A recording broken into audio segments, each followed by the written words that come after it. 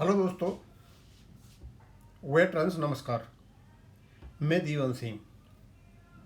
मैं आपको बताना चाहूँगा कि CBPRO ने जो चार्टर ऑफ डिमांड IBA को दिया है, और IBA माननीय सुप्रीम कोर्ट में एक पार्टी है रेस्पोंडेंट की, उसके क्या लीगल कंसिक्वेंसेज होंगे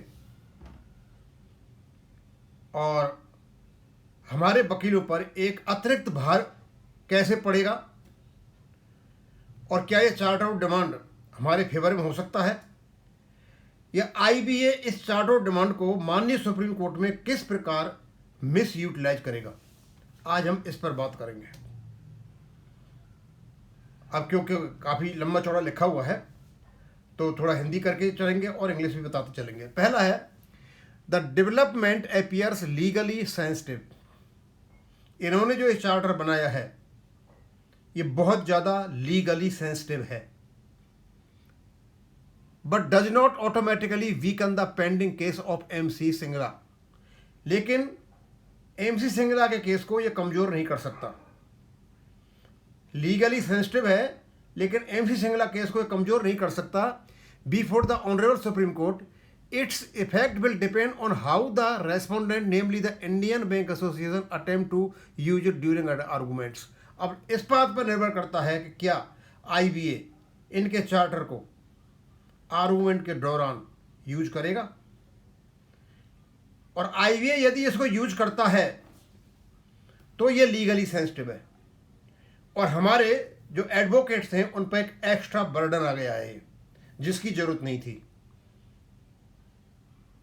आगे, the MC Singla case is fundamentally based on statutory interpretation of the bank employees pension regulation 995, especially Regulation 35.1 as amended in 2003. The core issue is whether pension updation flows from a legal consequence of regulations, constitutional principles under Article 14 and 21, and settled pension jurisprudence. Therefore, the legal foundation of the case is right-based, not charity-based and negotiation based. हमारे वकीलों के लिए, advocate के लिए बड़ा सीधा साधा है कि जो MC सिंगला का केस है वो रेगुलेशन बेस्ड है और कॉन्स्टिट्यूशनल प्रिंसिपल्स पर बेस्ड है। इसका ये बचाव है। आगे, the charter of demand submitted by CBPRO seeking pension updation on RBI lines में create two possible legal impressions. इसके दो प्रकार के लीगल इम्प्रेशंस होंगे, एक हानिकारक होगा और एक बेनिफिशियल होगा, एक हार्मफुल और एक बेनिफिशियल। हम दोनों पर विचार कर लेते कौन सा होगा। Possible adverse interpretation bye IBA इसका एक एडवर्स इंटरप्रिटेशन कोर्ट में कर सकता है, यानी हमने ही अपना हथियार ये चार्टर दे करके उनके हाथ में पकड़ा दिया। यदि ये नहीं जाता तो IBA ये नहीं करता जो अब मैं पढ़ने जा रहा हूं। क्या? The IBA may argue that a pension updation is being sought through negotiations and charter demands it is not an automatic statutory entitlement under the regulation. बोले यदि इन्होंने अभी डिमांड में दिया है तो इनके रेगुलेशन में नहीं है। इस बात को सुप्रीम कोर्ट में कह सकते हो, और RBA कहेगा यही कहेगा क्योंकि उन्होंने इसी प्रकार का एफिडेविट दे रखा है। यानी IBA ने इनसे कैसे भी करके ये लिया, इनसे क्या नाम है अपना चार्ट ऑफ डिमांड सिर्फ इसलिए लिया कि अपने एफिडेविट के बचाव के लिए। ये क्लियर हो गया। आगे, द इम्पोर्टेंट में अटेम्प्ट टू द रेस्पोंडेंट में attempt to project the matter as an industrial और policy issue requiring settlement, financial consideration और bipartite concession rather than a vested legal right enforced by the court. और बोलेंगे court को यह करने की जरूरत नहीं है, अभी इसमें सेटलमेंट की जरूरत है। यानी इनके CBPRO के चार्ट ऑफ डिमांड ने IBA को हथियार दे दिया है कि अभी इनका कोई लीगल प्रोविजन नहीं है, या फिर इसमें कंसेंसस होने की जरूरत है, सेटलमेंट होने की जरूरत है, इसलिए कोर्ट यहां पर नहीं आए। ये हथियार दे दिया CBPRO के चार्ट ऑफ डिमांड ने किसको? IBA को। तो ये तो आएगा, लिया इसलिए गया है कि आईबीए चाहता है कि इन्होंने जो आईबीए एफिडेविट दिया उसका बचाव हो जाए। उसका बचाव तब होगा जब आईबीए कहेगा अभी ये अंडर सेटलमेंट है, ये फाइनल नहीं है। दूसरा बेनिफिशियल क्या हो सकता है? Possible beneficial interpretation for pensioners.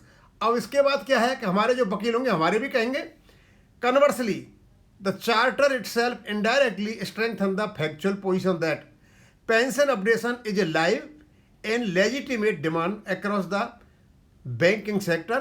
RBI pension parity is a recognized model within the banking framework. Pensioners are only seeking equal treatment with similarly placed retirees in place of financial system. अब IBA का तो बड़ा मजबूत बनता है, हमारा कमज़ोर बनता है। अब इसमें हिस्टोरिकली हो सकता है कि वही जो आपका हम बार बार बता रहे हैं, जो देसाई ट्रिब्यूनल ने जो बात कही थी। अब चलते legally, a demand raised outside court does not extinguish और dilute statutory claim pending before the court.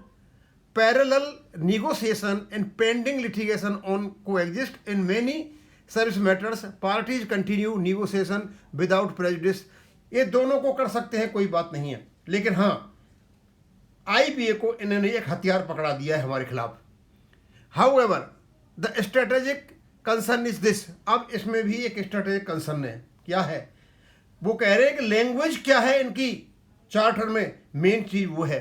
कहते हैं if the language of the charter suggests that the pension updation depends entirely upon future settlement, affordability or benevolence of the IBA, then the respondent may try to rely upon such wording to argue that the pre-existing legal right exists under the regulation.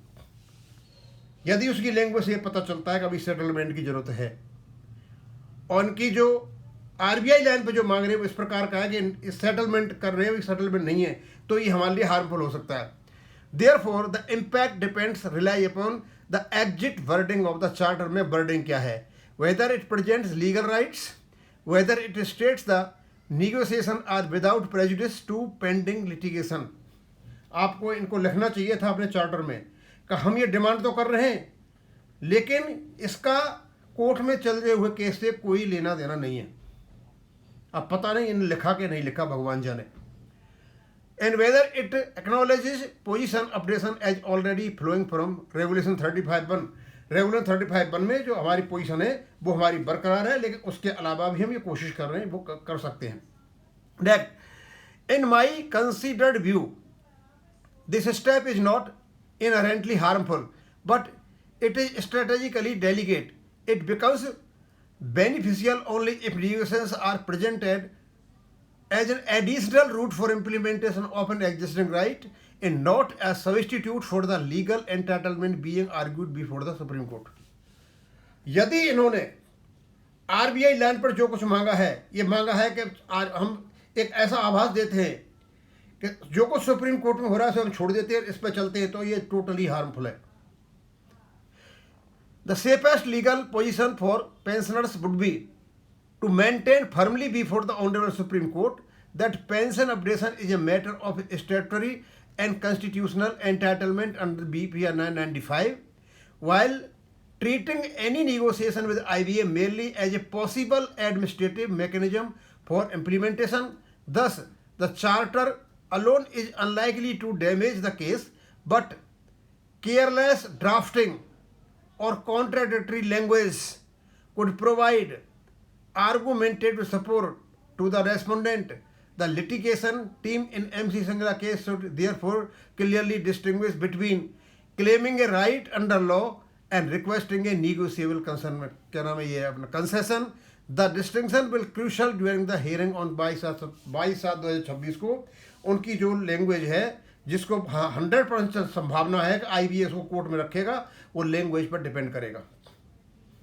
दोस्तों, अब इन्हें बीज तो बो दिया और उस बीज का फल हमको मिलना है।